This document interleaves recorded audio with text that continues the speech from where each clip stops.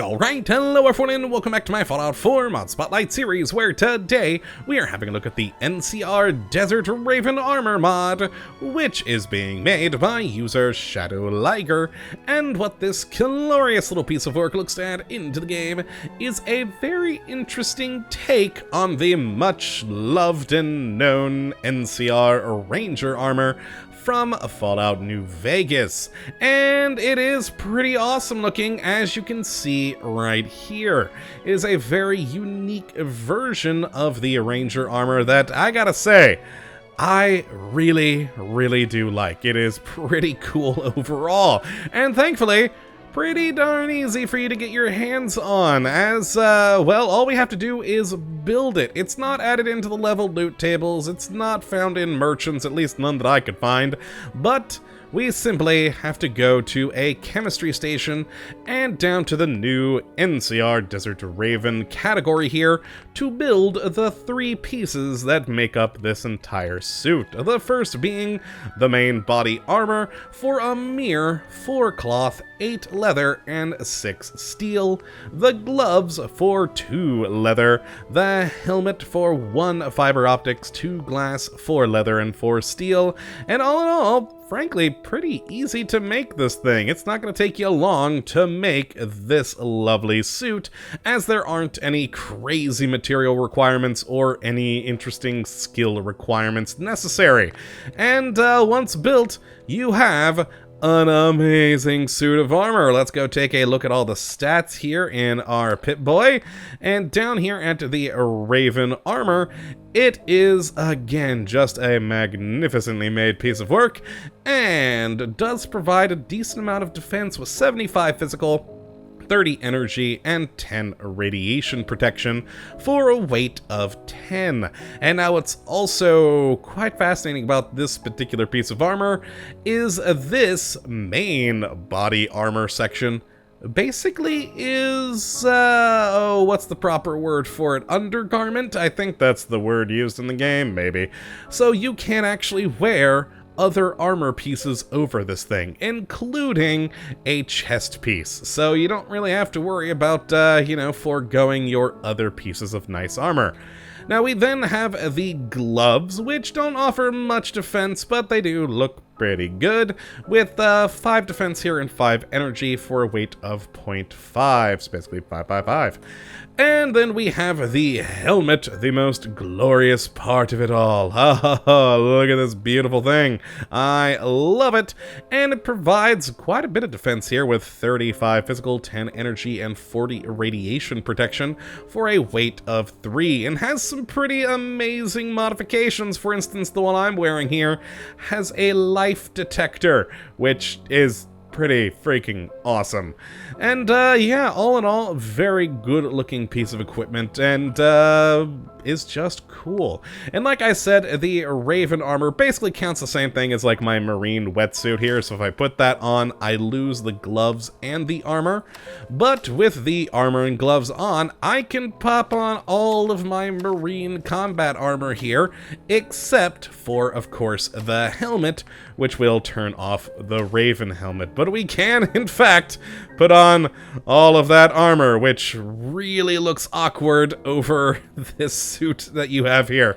Alright, let's turn all that off, because it really does look weird. But there we go. Without it, it is just gorgeous. I love all the little details. We'll talk a little bit more about that in a second. Let's take a look at the modifications and head here to the armor workbench. Now, sadly, the only pieces you can actually upgrade are the main armor and the helmet. You can't add anything to the gloves.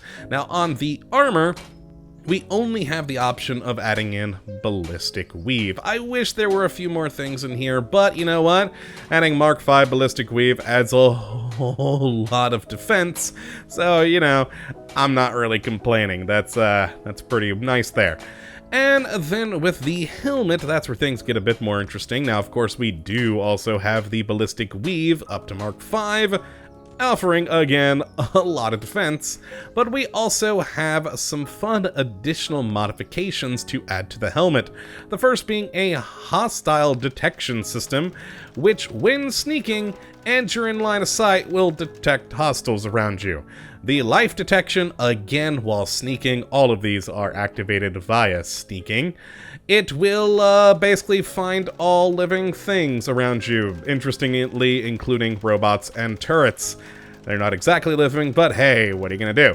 We then have night vision, which, gives you night vision when sneaking. Recon Vision, which, adds on the enemies to your markers on the compass. This one, surprisingly, not having to be sneaking when doing it. And then the Thermal Vision. While sneaking, you have Thermal Vision, which works pretty much exactly the same as life detection. It's kind of an awkward mix of night vision and the life detection. And frankly, I just go with the life detection. I think it works better. Actually, I think they work the same, but it's just me being weird. And like I said, to activate, all you have to do is sneak, and if we do so, well, you'll start seeing a little particle trail around things. As you can see, there's a particle trail right there in that building because, well, there's people in there. We also got dog meat wherever he ran. Oh, there he is. He's very, very particled up, and it has quite a range. We can see the turrets in the main gate there over at Sanctuary. So, I mean, it's actually pretty good. I wish it wasn't white, because, like, say if there was a person there in that sort of lightish colored area, you really wouldn't be able to see it. In fact, we got a person right there, and if I just go to the other side of this hedgerow, yeah, you really can't see them anymore just because of the color difference. I wish it was like red or something like that. But you know what? It's still pretty darn effective. And again, it will turn off once you stop sneaking. There it goes. And yeah, pretty fun little addition though. I do quite enjoy it. Now as for the look of these things, it can of course be worn by either a male or a female character, and has a lot of cool, interesting details, including the sort of Skyrim iron bracers there, which is quite nice. We got some bullets there on a bandolier, which unfortunately, looks good on the male character. If you do have a female character though, they get a bit warped and almost, to me, look like severed fingers, which, I mean, depending on what you're going for style-wise, that could be a good thing. But yeah, it's kind of just a little bit warped there with those on a female character. We, of course, have the wonderful fur shoulders, the cool raven on the helmet, and just all in all, a lot of fun little details, more bullets on the leg. And, of course, on the back, we have the NCR Raven Nevermore. I really do like that. And, of course, well, actually, I guess that's meant to be feathers, not fur. I just now realized that, considering coming out from the raven skull there as wings. That makes a lot more sense than when I thought it was fur just moments ago.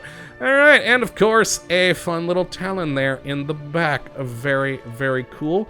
And, yeah, is quite nice. Now, as you can see, when I have my character jumping around, the coat actually does have a fabric physics to it, which is very good, because I've seen a lot of trench coats and whatnot being added into this game that do not. It does make it a little bit weird sometimes. I mean, I probably can't replicate it now, but crouching especially, does of course clip through the floor a bit. But all in all, works quite nicely. I do like that it does have that flowiness to the fabric. And overall, it's just a cool, fun armor mod, and with a lot of cool style to it and an interesting take on the whole NCR Ranger armor. I think it's very cool and a fun addition to any game. So if you'd like to check out this armor for yourself, which I would definitely recommend you go and do, you can take a look at the link in the description as per usual. But that is going to be it for today. I hope you all have enjoyed, and of course that you do come back for the next episode, when hopefully we'll be looking at yet another wonderful mod. But until that time, thank you for watching, and as always, have a good one!